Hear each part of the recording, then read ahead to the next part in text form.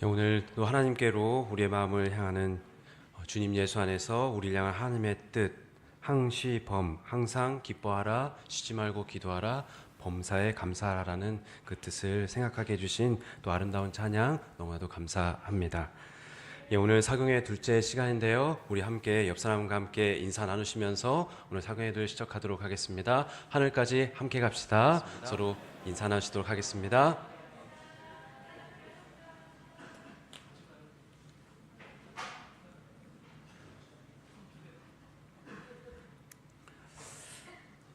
감사합니다.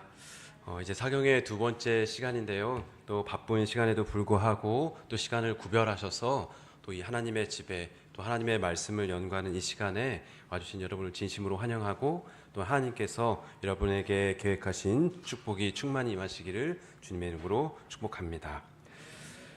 다 같이 하나님의 말씀을 보도록 하겠습니다. 저희 베드로전서 연구 고난의 현실 넘어 산 소망으로 라는 전체 제목으로 시작을 하려고 하는데요. 베드로전서 1장 3절부터 6절 그리고 9절까지 조금 긴 내용이지만 말씀을 봉독하도록 하겠습니다. 우리 주 예수 그리스도의 아버지 하나님을 찬송하리로다.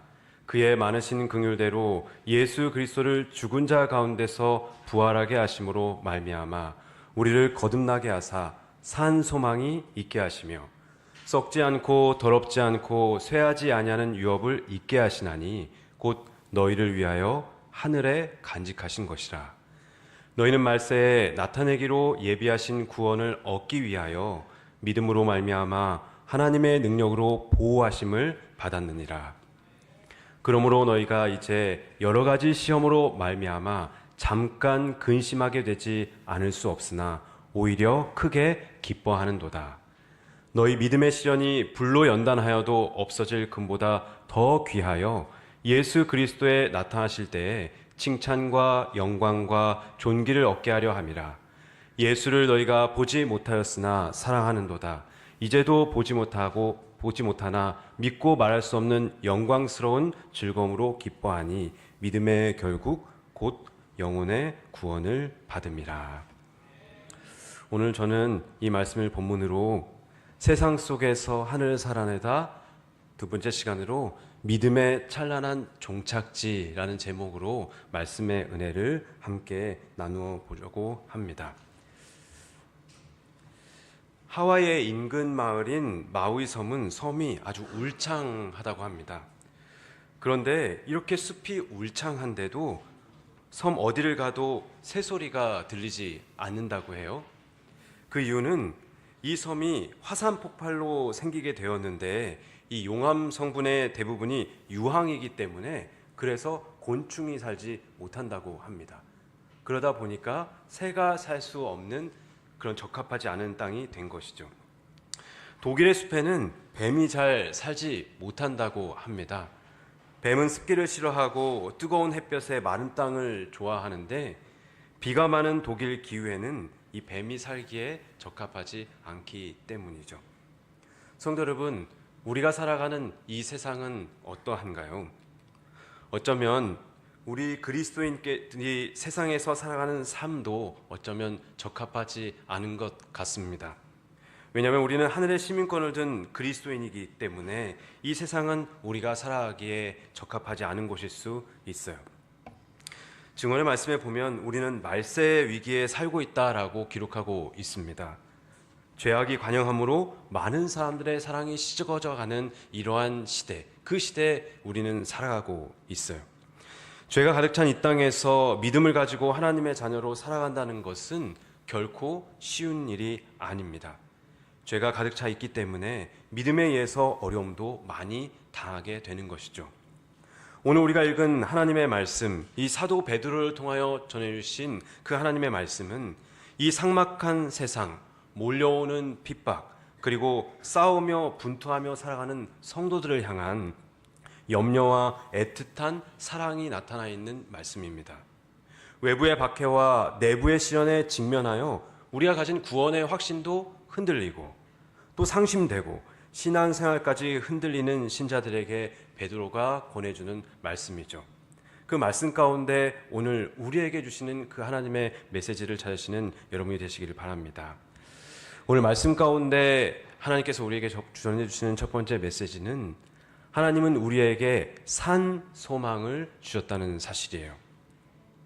3절에 보면 이렇게 말씀하십니다. 우리 주 예수 그리스도의 아버지 하나님을 찬송하리로다. 그의 많으신 긍휼대로 예수 그리스도를 죽은 자 가운데서 부활하게 하심으로 말미암아 우리를 거듭나게 하사 산 소망이 있게 하시며. 이 말씀을 통해서 우리가 확인하는 것이 있습니다. 그것은 소망, 또 다른 말로 표현하면 희망이라고도 말할 수 있는 것, 우리가 바라보는 것에도 두 가지가 있다는 것이죠. 산 소망, 살아있는 소망과 죽은 소망, 죽어있는 소망이 있다라는 거예요. 죽은 소망은 무엇일까요? 이 전도서에서 기록한 그 모든 것을 경험해본 그 전도자는 다음과 같이 이야기합니다. 내 마음이 궁구하기를 내가 어떻게 하여야 내 마음에 지혜로 다스림을 받으면서 술로 내 육신을 즐겁게 할까? 이 전도자가 깨달은 것, 그가 바라는 것, 그의 육신을 즐겁게 하는 거였어요. 근데 그 즐겁게 하는 방법으로 생각한 것이 무엇이었습니까? 술로 내 육신을 즐겁게 할까 생각해 보았다는 것이죠. 또 어떻게 하여야 어리석음을 취하여서 천하 인생의 종신토록 생활함에 어떤 것이 쾌락인지 알까 하여 이 전도자는 그래도 고민을 해본 것입니다. 무엇이 나를 기쁘게 할 수 있을까 생각해 본 것이죠. 그래서 해보았다는 거예요. 이 솔로몬의 인생론인 전도서 2장의 삶을 정리해보자면 다음과 같습니다. 이 3절에 보면 세상 사람들에게 짧은 인생을 사는 최선의 방법이라고 생각해서 그는 계속 지혜로운 길을 추구하면서 술로 인생을 채우려고 했습니다. 4절에 보면 그래서 그가 한 일은 수없이 많습니다. 집 짓고 포도원 짓고 정원과 공원을 만들고 각종 나무실과를 심고 관계시설을 위해서 저수지를 파고 노예를 사고 많은 가축을 소유했습니다. 부자이죠. 가진 것이 많습니다. 그리고 그는 또 말합니다. 여러 도에서 은과 금을 거둬들이고 좋아하는 여자, 그리고 아내 이외에도 세컨 와이프, 첩이라고 표현할 수 있을까요? 많았습니다. 그래서 몇 명이었느냐? 아내가 700명이고 첩이 300명이었습니다. 도합 1000명이죠. 근데 저는 생각해봐요. 이 1000명의 여인이 있는 것이 과연 행복한 삶일까? 한 명도 사실 쉽지 않은데 대단한 사람입니다. 근데 그는 생각한 거예요. 이것이 나를 기쁘게 하고 내가 바라볼 수 있는 최고의 것이다 라고 생각해왔기 때문에 1명, 2명, 그것이 1000명까지 가게 된 것이죠. 그러나 그의 결론은 다음과 같습니다.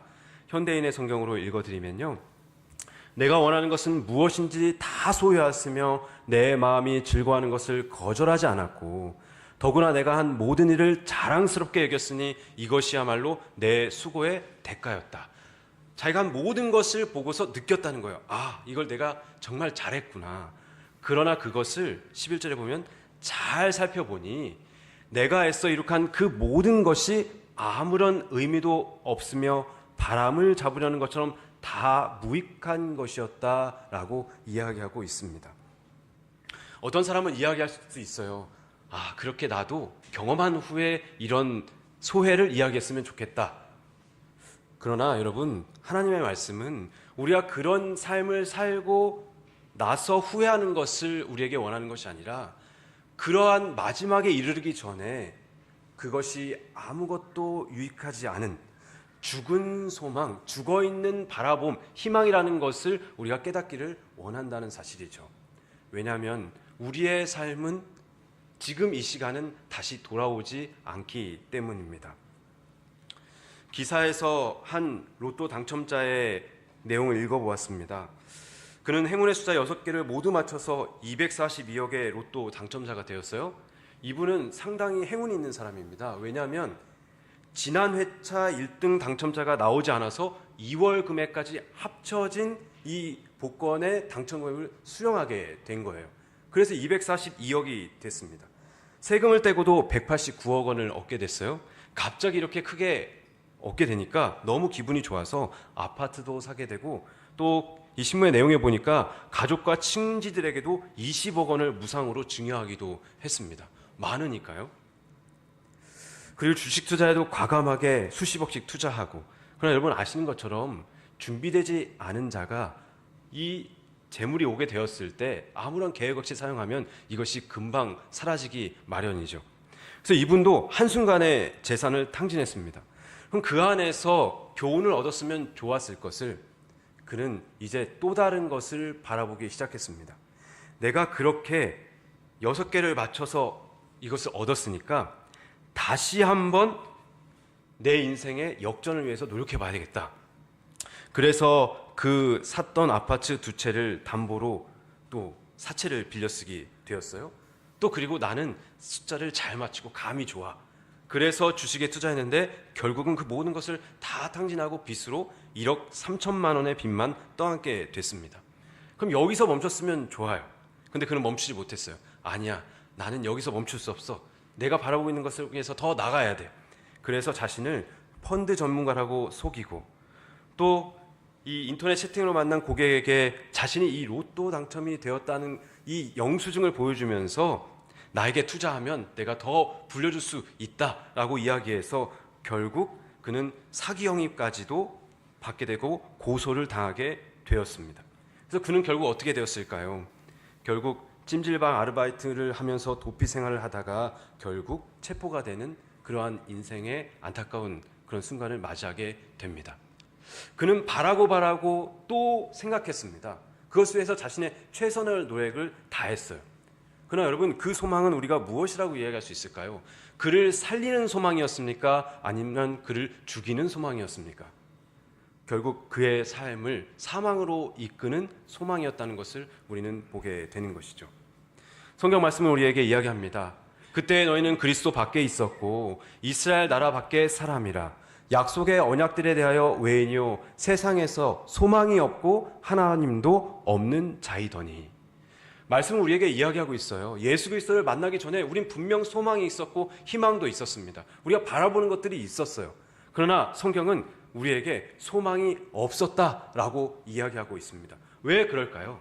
하나님이 계시지 않고 그 소망은 결국 죽은 소망, 우리를 죽음으로 이끄는 바라봄이기 때문에 그렇습니다.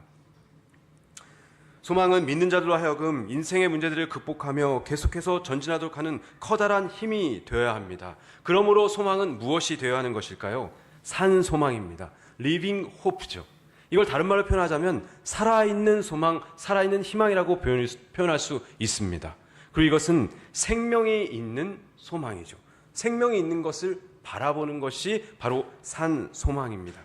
그렇다면 살아있는 소망은 바로 무엇입니까? 오늘 말씀을 통해 우리에게 하나님께서 이야기하시는 것은 죽은 자 가운데서 예수 그리스도께서 부활하심으로 우리가 새 생명을 얻었고, 우리를 위해서 하늘에 간직된 결코 썩거나 그 아름다움이 변치 않는 기업을 고대하며 살아가는 것, 그것이 바로 산 소망이라고 우리에게 이야기하고 계시다는 사실이죠.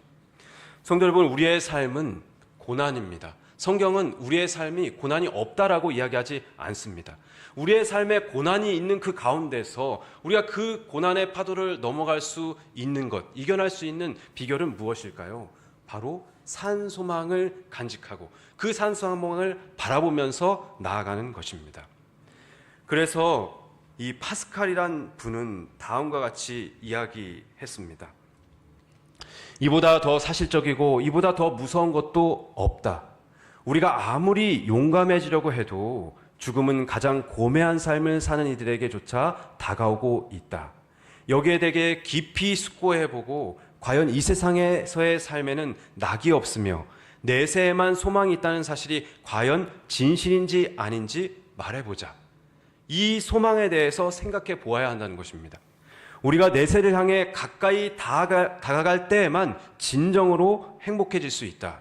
그리고 영혼에 대한 완전한 확신을 가진 자들에게는 더 이상 애통함이 없지만 영혼에 대한 통찰력이 없는 자들에게는 더 이상 행복이란 없다. 그렇습니다. 성도 여러분, 우리가 가져야 할 소망은 죽은 소망이 아닙니다. 산 소망이죠. 하늘에 대한 소망, 하나님께서 우리에게 주실 기업, 죄악이 관영해서 사랑이 식어가는 이 소망 없는 시대에 우리가 가져야 할 소망은 바로 우리의 삶의 터널을 지나갈 수 있도록 전진할 수 있도록, 이겨낼 수 있도록 하는 살아있는 소망, 생명 있는 소망이 우리에게 필요한 것이죠. 그러므로 인천 세천사교회 성도 여러분, 예수님을 통한 거듭남, 하늘의 기업을 준비해 주신 그 하나님의 복을 기대하도록 하는 그 살아있는 소망, 산 소망을 소유하시는 여러분이 되셔서 이 고난의 시대를, 고난의 삶을 넉넉히 이겨내시는 여러분이 되시기를 주님의 이름으로 축복합니다. 두 번째, 오늘의 말씀을 통해서 하나님께서 우리에게 주시는 메시지는 시험을 믿음의 시련으로 이해하는 지혜를 구하는 여러분이 되시기를 바랍니다. 말씀은 이야기합니다. 그러므로 너희가 이제 여러 가지 시험을 인하여 잠깐 근심하게 되지 않을 수 없었으나 오히려 크게 기뻐하도다. 너희 믿음의 시련이 불로 연단하여도 없어질 금보다 더 귀하여 예수 그리스도에 나타나실 때 칭찬과 영광과 존귀를 얻게 하려 함이라. 하나님을 믿고 살아가는 하나님의 자녀들에게도 이 세상에서, 이 죄악이 관영되어가는 이 세상에서 어려움은 있다라고 성경은 이야기하고 있습니다. 우리는 생각할 수 있어요. 하나님을 믿으며 살아가는 우리에게 세상 사람들이 하는 말이 있습니다. 예수를 믿었으면 더 잘 되어야지. 왜 사업도 잘 안 되는 것 같고, 건강기별도 잘 지키는데 왜 그렇게 어디가 아파? 라고 이렇게 이야기를 합니다. 왜 그럴까요? 오늘 하나님의 말씀은 이야기해요. 하나님을 믿는 사람들에게도 어려움은 있을 수 있다는 것입니다. 설명할 수 없는 일이 많기 때문에 말씀에서는 여러 가지 시험이라고 이야기하고 있어요. 여러분께서는 과연 이 여러 가지 시험 가운데 어떠한 시험 가운데, 그 고난 가운데 계십니까? 그러나 하나님께 감사드리는 것은 세상 사람들은 시련을 이 시련이라고만 이해합니다. 그리고 시험을 시험으로만 이해하는 거죠. 그러나 예수를 믿는 그리스도인은 시련에서만 끝나는 것이 아니라 우리는 그것을 믿음의 시련이라고 말합니다. 이것이 바로 하나님을 믿는 자와 믿지 않는 자의 차이죠. 제 친구 중에 목회를 하는 친구가 PMM 선교사로 봉사를 했었습니다.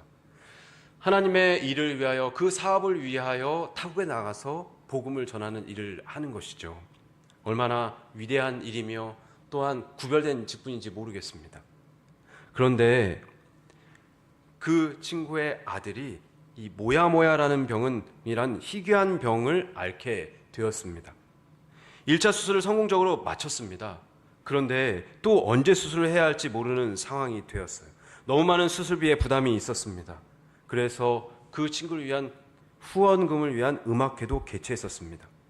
그런데 그 음악회를 준비하고 있는 가운데 연락이 왔습니다. 우리 친구들에게 이 문자 연락이 온 거죠.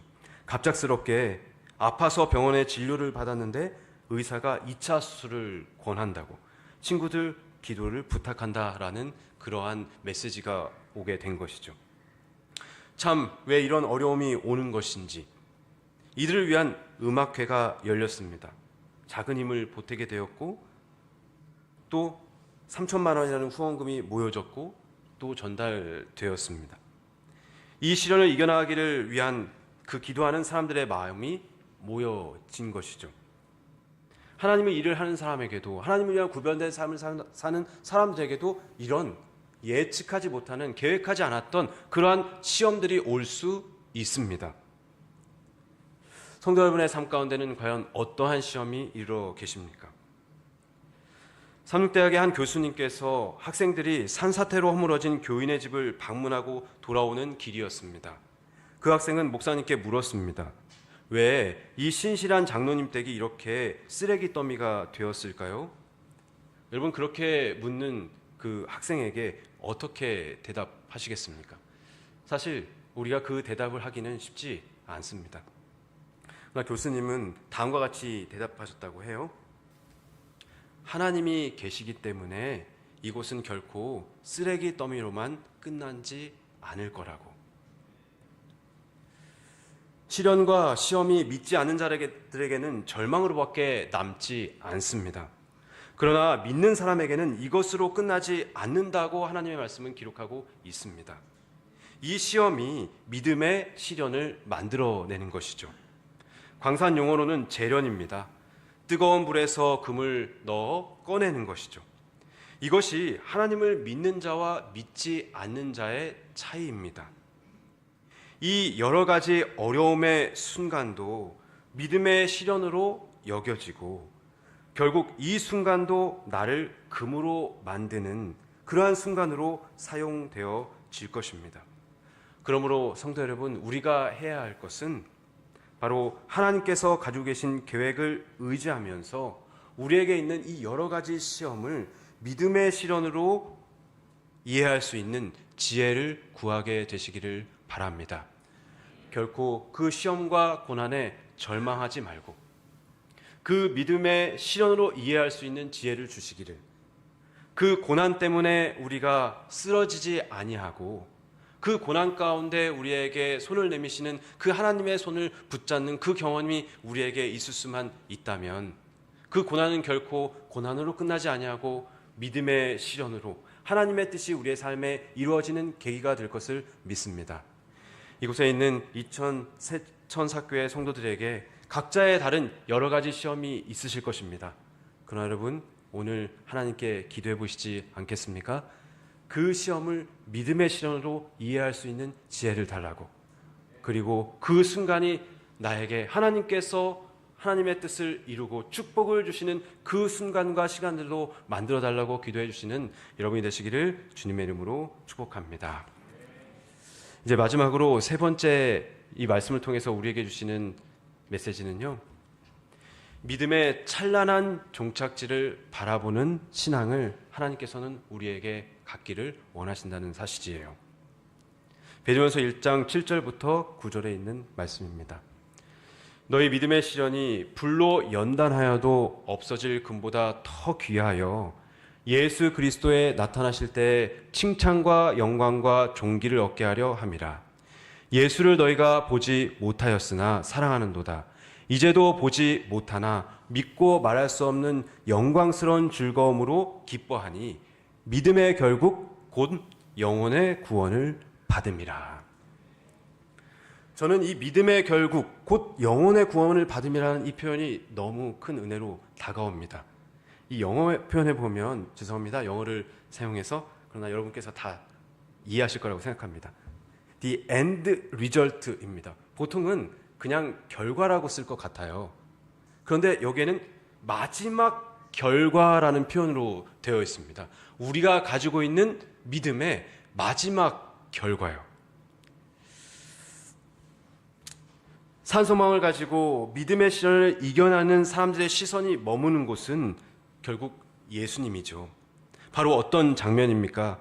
죄악이 관영하지만 이겨내고 눈물과 고통으로 이겨내고 바로 예수님을 만나는 그 순간, 믿음의 결국 그 마지막 결과의 장면, 곧 영혼의 구원을 받는 순간입니다. 바로 이것이죠. 끝이 정말 좋은 것. 우리가 믿음을 가지고 사는 것의 가장 큰 축복은 우리의 마지막이 해피 엔딩으로 정해져 있다는 사실이에요. 저는 설교 가운데 설교의 제목 하나를 제가 참 그 제목을 제 마음속에 항상 두고 살아가는 것이 있어요. 그것이 뭐냐면, 그 설교의 제목이 무엇이냐면 반드시 해피엔딩입니다. 어쩌다 해피엔딩이 아니고 반드시 해피엔딩이에요. 무슨 말이냐? 우리가 예수님에 대한 믿음과 그리고 우리의 이 세상의 삶의 끝이 어쩌다가 간혹 해피엔딩으로 끝난다면 안 될 수도 있다는 거잖아요. 그것은 우리의 삶이 너무나도 아프고 슬플 것 같아요. 그러나 하나님의 말씀은 우리의 엔딩은 반드시 해피엔딩이라고 하나님의 말씀에 계속적으로 우리에게 이야기하고 계시다는 사실을 여러분 기억하십시오. 성경 말씀에 보면 정말 해피엔딩을 바라볼 수 없었던 한 사람이 있었습니다. 그것은 바로 눈물의 선지자 예레미야죠. 예레미야처럼 저에게 기별을 주신다면 저는 사실 못할 것 같아요. 왜냐하면 그 기별을 전하는데 동족이 미워하고 시기하고 그리고 죽이려고까지 하는 그러한 하나님의 기별을 전하는 것이 과연 쉬울까? 그리고 우리의 나라를 멸망시키고자 하는 그 바벨론이 쳐들어오고 있는데 그 바벨론이 오는 것, 그리고 우리가 항복하는 것이 하나님께서 가지고 계신 뜻이다라고 전하는 것이 과연 쉬운 일일까요? 그리고 무엇보다도 이 이스라엘이 멸망한다는 그 사실을 전한다는 것이 과연 그 하나님의 백성을 사랑하는 이 예레미야에게 과연 받아들일 수 있는 기별이었을까? 눈앞에 무엇밖에 보이지 않는 것입니까? 절망. 이것이 더 나아가서 멸망이라는 그 단어에 압도되는 그런 상황 속에 있는 예레미야는 과연 무엇을 바라보고 살아갈 수 있었던 것일까요? 그러나 성경 말씀은 우리에게 아주 놀라운 기록을 전해주고 있습니다. 예레미야가 눈물로써 불렀던 노래라는 뜻인데요. 3장 19절부터 23절에 보면 이렇게 기록하고 있습니다. 내 고초와 재난 곧 쑥과 담즙을 기억하소서. 내 마음이 그것을 기억하고 내가 낙심이 되오나, 낙심이 될 수밖에 없는 상황이죠. 21절, 이것을 내가 내 마음에 담아두었더니 그것이 오히려 나의 소망이 되었사옴은. 놀라운 일입니다. 지금 낙심이 되어서 그것을 내 마음에 담아두었는데 그 낙심이 무엇으로 바뀌게 돼요? 나의 소망이 되었다라고 성경은 기억하고 있습니다. 22절, 여호와의 인자와 긍휼이 무궁하심으로 우리가 진멸되지 아니함이니이다. 25절, 기다리는 자들에게나 구하는 영혼들에게 여호와는 선하시도다. 사람이 여호와의 구원을 바라고 잠잠히 기다림이 좋도다. 예레미야는 눈앞에 보이는 것은 절망, 더 나아가서 이스라엘의 멸망밖에 보이지 않는 것이었어요. 그러나 그 낙심됨이 그 마음에 담아두었던 것이 다시 소망이 될 수 있었던 것은 이것이 끝이 아니라는 것이었습니다. 누가 살아계시기 때문에? 하나님이 살아계시기 때문에 이것이 끝이 아니라 하나님께서 이루실 그 하나님의 놀라운 회복의 계획을 바라보게 되었다는 것이죠. 그러므로 그는 그 멸망의 기별을 전할 수 있었던 것입니다. 사람이 여호와의 구원을 바라고 잠잠히 기다림이 좋도다. 증언의 말씀은 이야기하고 있습니다. 혼란 중에서 질서를 잡고 세상 열국과 온 우주에 당신의 공의와 사랑의 특성을 증거하시는 하나님의 영원하신 목적에 대한 선지자의 절대적인 신앙은 그로 하여금 악에서 의로 돌이킬 수 있는 사람들을 위하여 확신을 가지고 간청하게 하였다.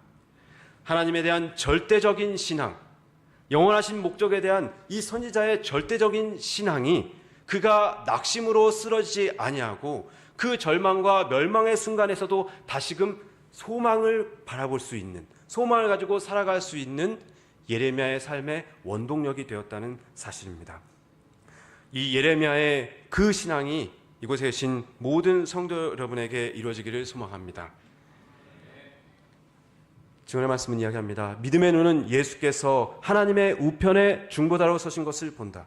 우리는 믿음의 눈으로 이것을 바라보아야 한다는 거예요. 믿음의 눈은 그분께서 당신을 사랑하는 자들을 위하여 예비하신 저택들을 바라본다. 믿음으로 우리는 이기는 자들을 위하여 준비된 두루마기와 면류관을 본다. 믿음으로 우리는 구속받은 자들의 노래를 들으며 영원한 영광을 가깝게 만든다. 우리의 믿음의 찬란한 종착지를 바라볼 수 있을 때 우리 앞에 있는 고난을 우리가 넉넉히 이길 수 있다고 하나님께서는 우리에게 권면하고 계시다는 것이죠. 왜냐하면 이 고난보다 그 찬란한 종착지는 너무나도 우리에게 영광스럽고 확실하게 약속되어 있기 때문에 그렇습니다. 이제 말씀을 정리하면서요. 예전 인터넷 사이트에 달동네 아주머니 잠들자라는 제목으로 기사가 올라왔었습니다. 근데 그 달동네 아주머니는 다름 아닌 삼육대학교 교수님의 사모님이셨습니다. 2005년도에 50세의 나이로 잠드셨는데요. 이분께서는 서울의 마지막 달동네라고 불리는 성북구 얼동에서 교수님과 함께 집수리를 하게 되는 것이 인연이 되어서 또 그 이듬해에는 봉사센터를 차리고 본격적으로 활동을 하셨습니다. 매주 금요일에 100여 명의 주민들에게 무료로 점심을 대접하고 삼육대학교에서 10명과 이 대학 미용실의 협조를 받아서 한 달에 한 번씩 의료봉사, 미용봉사에 앞장섰습니다. 참 좋은 일을 하셨죠. 그런데 그녀에게도 행복만이 있었던 것이 아니라 축복이 왔으면 더 좋겠는데 이런 일을 하셨는데도 말이죠. 병마가 찾아왔습니다. 달동네 주님들과 흥겨운 크리스마스 밤을 보내던 12월에 갑자기 혈뇨가 나와서 병원을 찾았는데 급성 신장암 진단을 받았습니다. 종양 제거 수술을 받았지만 병세가 점점 악화되어서 약 8개월 뒤에 끝내 숨을 거두었습니다. 이런 소식을 듣게 되면 어쩌면 그런 분에게 이런 일이 찾아왔을까, 참 슬픈 일이다 라고 우리는 생각할 수 있어요. 저도 그런 생각을 했습니다. 이렇게 좋은 분이 더 살아 계셨다면 이 달동네 많은 분들이 더 좋아하시고 행복하셨을 거라는 생각을 하게 돼요. 이분께서는 자신에게 주어진 생명의 시간이 얼마 남지 않았음을 알면서도 그분은 이제 곧 겨울이 다가오는데 주민들이 어려움을 당하지 않을까 걱정된다면서 자신의 건강도 잘 돌보아 좀 더 오랜 시간 봉사하지 못한 것을 아쉬워하셨습니다. 여러분, 이분과 이 가정에게 다가온 시련에 대해서 우리는 어떻게 이해할 수 있을까요? 사실 그것에 대한 답을 우리는 쉽게 할 수 없을 것입니다. 그분의 따님께서 장례식 조사에서 고인과의 추억을 회상하며 이렇게 이야기했습니다. 엄마가 보여주신 삶처럼 이웃을 위해 열심히 봉사하면서 살아가겠다라고 말해서 그곳에 계신 모든 조문객들의 눈시울을 뜨겁게 했습니다. 이 따님은 결국 제 친구인 목회자와 결혼해서 사모로서 지금도 주님의 나라를 위해서 봉사하고 있습니다. 이 고인과 가족에게 온 어려움을 우리는 이해할 수 없지만 우리가 읽었던 성경절은 이 가족을 위한 말씀이라고 생각합니다. 예수를 너희가 보지 못하였으나 사랑하는도다. 이제도 보지 못하나 믿고 말할 수 없는 영광스러운 즐거움으로 기뻐하니 믿음의 결국 곧 영혼의 구원을 받음이라. 성도 여러분, 우리는 믿는 자로서 산 소망을 가진 사람이 되었습니다. 우리가 예수 그리스도의 부활하심으로 새 생명을 받았고 또 하늘에 우리를 위해 간직하고 계신 기업이 있기 때문입니다. 그러나 죄악된 세상을 살아가다 보면 우리가 알지 못하는 시련을 당할 때가 있습니다. 그러나 우리는 이 시험 혹 시련으로만 생각하는 것이 아니라 믿음의 시련으로 생각해야 합니다. 우리가 이 모든 세상에서 받는 어려움과 시험을 믿음의 시련으로 생각할 수 있다면, 그래서 인내로서 이겨낼 수 있다면 우리는 보게 될 것입니다. 믿음의 결국, 곧 우리의 고단한 믿음의 길 끝에 거둘 거룩한 열매를 하나님께서 우리에게 보게 해주실 것입니다. 그 믿음의 결국인 여러분의 믿음이 마침내 완성되는 그 순간 하나님께서 여러분에게 주시는 그 큰 축복을 보게 될 것입니다. 그리고 여러분이 걸어온 그 믿음의 그 찬란한 종착지, 곧 영혼의 구원을 우리에게 허락해 주실 것을 믿습니다. 이 믿음을 우리가 소유하게 될 때 우리의 삶에 다가오는 그 여러 가지 시험, 그 고난 가운데서도 우리는 그것을 압도하고도 충분한 하나님의 축복, 바로 믿음에 대하여 그 믿음의 찬란한 종착지를 바라보는 그 믿음이 그 고난을 이겨낼 충분한 능력을 우리에게 주실 것을 믿습니다. 세상 속에서 하늘을 살아내다 오늘 이 하나님의 말씀, 그 믿음의 찬란한 종착지를 바라보시면서 그 고난을 넉넉히 이겨내시고 그 고난의 파도를 헤쳐나가시는 우리 인천 세천학교회 성도들이 되시길 바라면서 오늘 말씀을 마치도록 하겠습니다. 네, 오늘 받은 말씀의 은혜와 또 결심을 서로에게 나누는 시간을 갖겠습니다. 2분 동안 짧은 시간이지만 서로 나눔을 갖도록 하겠습니다.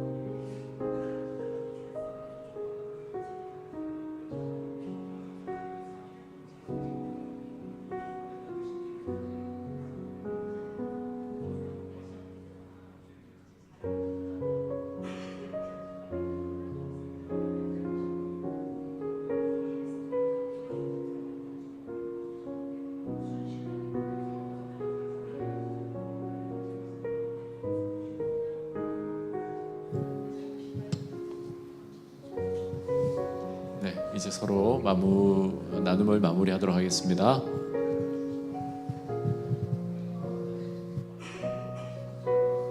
네, 강사 목사님 기도로 모든 예배를 마치겠습니다.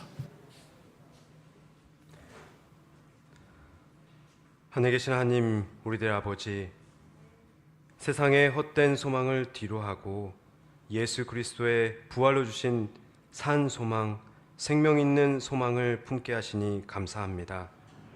아버지, 살아가며 만나는 여러 가지 시험 앞에서 낙심하지 않게 하여 주시옵소서. 그 시험을 믿음의 시련으로 이해하고 나를 정금같이 만드는 믿음의 연단임을 믿게 하여 주시옵소서. 비록 지금은 주님을 보지 못하지만 뜨겁게 사랑하며 내 영혼을 구원하실 하나님을 신뢰함으로 말할 수 없는 즐거움을 누리게 하여 주시옵소서. 아버지, 세상 풍파에 흔들리지 않고 오직 믿음의 결국인 영혼의 구원을 향해 끝까지 전진할 것을 결심하오니 우리를 하나님의 능력으로 붙들어 주시옵소서. 우리의 영원한 소망 되신 예수 그리스도의 이름으로 기도하옵나이다. 아멘.